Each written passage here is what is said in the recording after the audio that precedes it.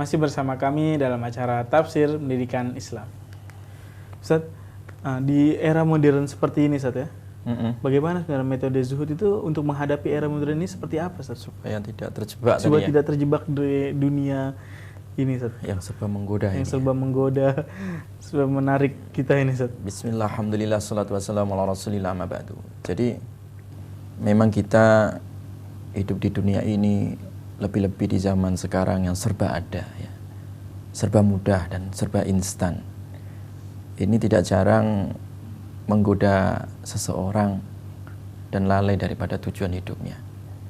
Sehingga proses kehidupannya itu terkadang menyentuh hal-hal yang dilarang oleh Allah, dia tidak menyadarinya, atau dia sadar tetapi tidak mampu untuk keluar darinya. Nah, inilah pentingnya zuhud ya. Makanya ayat surah Al-Hadid tadi, ayat 20 tadi itu oleh Imam Nawawi rahimahullah dikaitkan tentang masalah zuhud. Ketahuilah bahwa kehidupan dunia ini adalah permainan ya. Sehingga kita harus menang di permainan itu, bukan dikalahkan ya. Bukan kita ditiadakan di dalam permainan itu ya. Makanya Imam Nawawi rahimahullah menukil sebuah hadis ya, yang berkaitan dengan ayat surah Al-Hadid tadi ayat 20 ya, dikaitkan dengan hadis suatu ketika datang kepada Rasulullah sallallahu alaihi wasallam ya, seseorang ya, kepada Nabi dan minta satu nasihat. Ya Rasulullah, dullani ala amalin idza amiltuhu ahabbani Allah wa ahabbani an-nas. Ya Rasulullah, tunjukkan kepadaku satu amal yang jika amal itu aku kerjakan, aku dicintai Allah dan juga aku dicintai manusia. Tentu semua orang mau ini, dicintai Allah dan juga dicintai manusia. Tetapi tidak semua orang mau untuk melaksanakan caranya. Nah, inilah pentingnya metode zuhud di sini ya. Makanya Nabi mengatakan izhad fid dunya. Nah, zuhudlah kamu di dunia. Yuhibbukallah. Maka kamu akan dicintai oleh Allah Subhanahu wa taala. Wazhad fima indan nas, dan zuhudlah terhadap apa yang ada di sisi tangan manusia. Yuhibbukan nas, kamu pasti akan dicintai oleh manusia. Jadi pemirsa Umat TV yang dicintai oleh Allah. Jadi kalau kita ingin dicintai Allah, kita juga dicintai oleh manusia ya. Maka zuhudlah. Kata kuncinya itu. Orang pasti salah satu kebutuhan hidupnya kan kepengen dicintai Allah, dan itu pasti ya. Dan juga dia di dalam bermasyarakat tentu kepengen dia dicintai juga oleh lingkungan sekitar alias manusia ya. Tetapi tidak semua orang tahu caranya. Metodenya apa? Zuhud. Nah, ini zuhud apa yang diberikan oleh Allah kepada kita. Kita diberikan dunia oleh Allah ya. Apa yang dititipkan oleh Allah sebagai amanah, cukuplah dan merasa cukuplah. Dan merasa cukuplah bahwa itu adalah pemberian Allah dan pasti cukup. Tidak cukup itu kan karena hati kita yang rakus tadi ya. Manusia itu ya, yang namanya hawa nafsu itu seperti bayi anak kecil itu ya. Kalau nggak disape itu ya, 2 tahun nggak disape, dia 3 tahun ya masih ya, masih asik terus ya, sampai 10 tahun juga masih ya. Tetapi kalau dia dikendalikan ya, dia itu dicoba ya, dilatih ya, dilatih dan dididik ya, jiwanya untuk merasa cukup ya. Dengan merasa cukup itu dia akan cukup ya gitu. Karena Allah itu tidak pernah menyanyiakan hambanya di dunia ini. Tidak ada orang nggak dikasih rezeki ya, apalagi manusia yang berakal ya. Makhluk yang nggak berakal pun dikasih rezeki sama Allah Pak ya. Apalagi kita yang berakal. Jadi nggak perlu takut. Manusia sekarang ini kan terlalu takut terhadap dirinya sendiri ya. Terlalu takut terhadap rezekinya. Dia tidak takut kepada siapa yang memberi rezeki. Nah itu. Padahal harusnya ya ketakutan kita itu kepada Allah saja ya. Masalah rezeki sudah dijamin oleh Allah. Kenapa kita pikirkan sesuatu yang sudah dijamin oleh Allah sebenarnya? Kita tidak memikirkan bagaimana kita memenuhi hak Allah dan kewajiban bagi kita. Nah, inilah pentingnya zuhud tadi. Zuhudlah terhadap apa yang diberikan oleh Allah terhadap urusan dunia ini ya. Nah, pasti Allah akan cinta itu. Karena kalau orang zuhud terhadap pemberian Allah, dia akan lebih sibuk ya, menyibukkan dirinya ya, untuk bersyukur kepada Allah terhadap nikmat yang telah diberikan daripada dia mengeluh terhadap nikmat yang ada di tangannya. Karena tidak ada rasa qanaah, tidak ada rasa cukup tadi ya. dalam dirinya itu. Di dalam dirinya. Jadi tujuannya itu bersyukur saja Ustaz ya. Tujuan dari zuhud ini salah satunya itu itu buah. kita mensyukuri. Jadi kalau orang zuhud tuh turunannya ya sifat syukur. Orang syukur ya, qanaah ya. Itu adalah turunan ya. Turunan dari. Jadi orang kalau udah benar memandang konsep dunia ini, dia itu akan muncul sifat-sifat terpuji yang lainnya dari sifat zuhud ini ya. Jadi makanya izzat fid dunya yuhibbukallah. Kamu zuhudlah di dunia, Allah akan mencintai kamu. Nah, sehingga hubungan dia secara vertikal ya, hubungan dengan Allah harmonis. Hablum minallahnya harmonis. Dia seorang abid, seorang alim ya. Tentu dia ahli ibadah dan ahli ilmu di situ. Nah, yang potongan hadis berikutnya Nabi mengatakan ya, Nabi bersabda wazhad fima indan nas ya.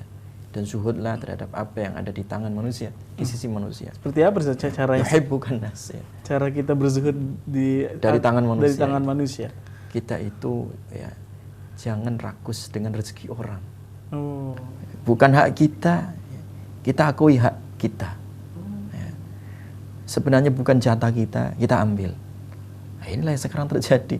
Ini jatah layanan publik milik manusia banyak ya, masyarakat banyak yang bukan haknya diambil, dikorupsi.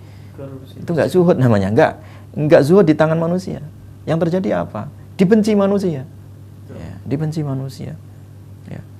Makanya Imam Ibnu Jauzi rahimahullah ketika menulis salah satu biografi Imam Hasan Al-Basri ya, seorang tabi'in pembesar ulama Basrah ya. Salah satu biografi yang ditulis oleh Imam Ibnu Jauzi di dalam kitabnya tentang biografi Imam Hasan Al-Basri ya. Beliau menceritakan suatu ketika datang rombongan ya ke Basrah ya. Rombongan ya. Yang rombongan itu adalah orang-orang yang kepingin bertanya, siapa sih ya tuan dari negeri Basrah ini. Ya, Basrah itu di Baghdad ya. Kota Basrah ini siapa sih tuannya, pemimpinnya siapa, rajanya siapa gitu. Orang yang paling dihormati siapa ya. Maka dijawablah masyarakat waktu itu, tuan kami di sini adalah Hasan Basri, Imam Hasan Al-Basri. Imam Hasan Al-Basri ini ya, itulah tuan. Kenapa? Kata rombongan ini. Karena Imam Hasan Al-Basri itu ya, manusia butuh dengannya, butuh kesejukan nasihat-nasihatnya. Sementara Imam Hasan Al-Basri tidak butuh dengan manusia. Artinya saking zuhudnya beliau. Ya, jadi Imam Hasan Al-Basri tidak pernah ya, mengharapkan ya, jasa dari manusia. Tetapi manusia merasa mendapatkan jasa dari Imam Hasan Al-Basri. Itulah sebenarnya pemimpin seperti itu. Itu sebenarnya ulama ya. Yang dinantikan dengan kezuhutannya itu ya, dia tidak perlu lagi capek-capek mengharapkan imbal balas dari tangan manusia. Justru dialah yang memberikan jasa kepada manusia. Ini yang disebut bagaimana kita tidak tamak dengan apa yang di tangan manusia. Zuhudlah dengan apa yang ada di tangan manusia. Pasti manusia akan mencintai kalian. Tidak usah kita meminta-minta mungkin saja ke mereka jatahnya. Tidak kita minta jatah kita, tidak kita mengambil hak yang bukan milik hak kita, milik kita. Justru kita lebih banyak mengeluarkan sesuatu untuk manusia daripada menarik sesuatu dari manusia, tangan manusia. Makanya salah satu ungkapan beliau yang sangat terkenal bahwa ya, salah satu ya, prinsip ya, zuhud ya, yang diajarkan oleh Imam Hasan Al-Basri itu ya, bagaimana aku tahu bahwa rezekiku itu tidak akan pernah tertukar dengan rezeki orang lain.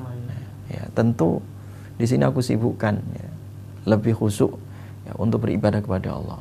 Ya, karena tahu rezeki kita ini nggak akan tertukar dengan rezeki orang. Ya.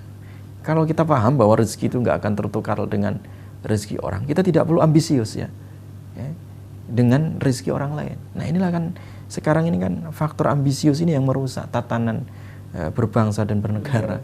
Ya, tatanan urusan publik jadi tidak karu-karuan itu karena kan ambisius ini, sifat ambisius ya. Sifat yang bukan haknya diaku haknya.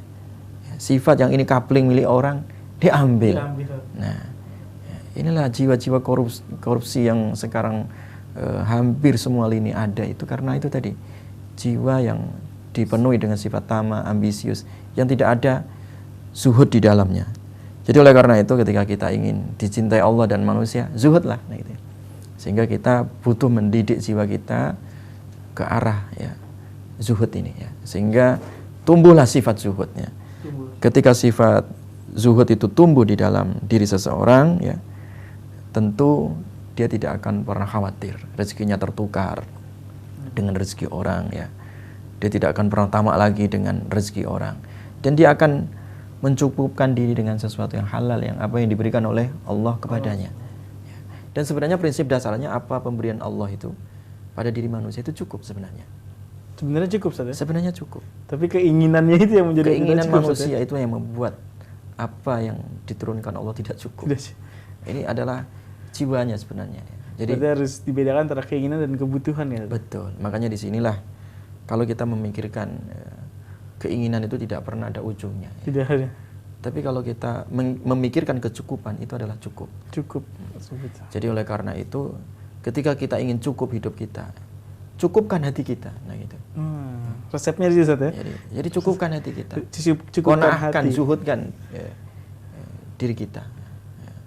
Jadi oleh karena itu kaya di dalam diri manusia itu sebenarnya adalah sifat zuhud yang ada dan tertanam dalam hati di dalam manusia. jiwa. Insya Allah. Mungkin resepnya cukupkan hati, maka urusan dunia akan tercukupkan. Masya Allah. Simpel sekali, tapi mengena maknanya. Subhanallah. Kita akan lanjut Ustaz pada segmen selanjutnya. Subhanallah. Menarik sekali pemirsa. Kita akan lanjut pemirsa membincangkan kita tentang zuhud ini pada setelah pesan-pesan berikut ini. Tetap di Tafsir Pendidikan Islam Umat TV.